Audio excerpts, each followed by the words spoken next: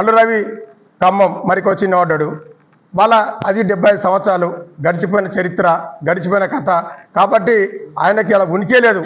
Nagar Kurnool parliament కాన్స్టిట్యున్సీలో ఉనికే లేదు ఆయనకు. ఉన్న 6 మంది 7 మంది ఎమ్మెల్యేలు ఉన్నా 5 మంది ఎమ్మెల్యేలు ఉన్నా ఆయనకు ఉనికే లేదు ఇక్కడ.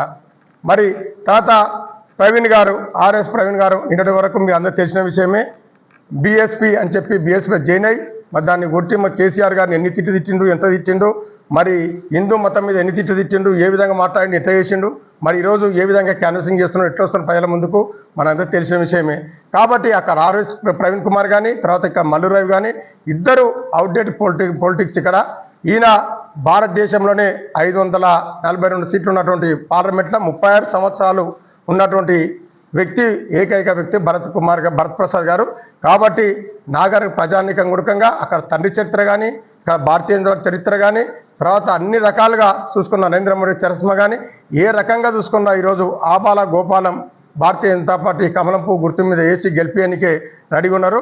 ఆ సందర్భంగానే మరి నరేంద్ర మోడీ గారు వచ్చినట్టునే ఇక్కడ కొంత వస్తున్నట్లు, అదేవిధంగా అమిత్ షా వస్తున్నాం లాస్ట్ కంటే మరి ఫస్ట్ ఆయన వచ్చిన లాస్ట్కి వస్తున్నట్టే మరి నాగర్ కర్నూలు పార్లమెంటు ఆవేశం తీసుకోబోతున్నాం. కాబట్టి దీనికి ఎటువంటి ఆలోచన లేదు. ఈరోజు ఉద్యోగస్తులు కానీ కార్మికులు కానీ కర్షకులు కానీ తర్వాత స్త్రీలు కానీ తర్వాత యువకులు కానీ పెద్ద ఎత్తున ఈరోజు ప్రతి గ్రామానికి తండాలకు వచ్చి భరత్ ప్రసాద్ గారికి మరి స్వాగతం పలుకుతూ మేము కమలంపు గుర్తు కోటేస్తాం స్వచ్ఛందంగా ముందరకు వస్తున్నారు. వాళ్ళందరికీ ఒక ప్రత్యేక ధన్యవాదాలు తెలియజేస్తాం. మీ ద్వారా మరి ఈరోజు భారతీయ జనతా పార్టీ కమలంపు గుర్తు మీద ఓటేసి గెలిపేందుకే నాగర్ కర్నూలు పార్లమెంట్ నియోజక ప్రజలకు అందరూ రెడీగా ఉన్నారని చెప్పి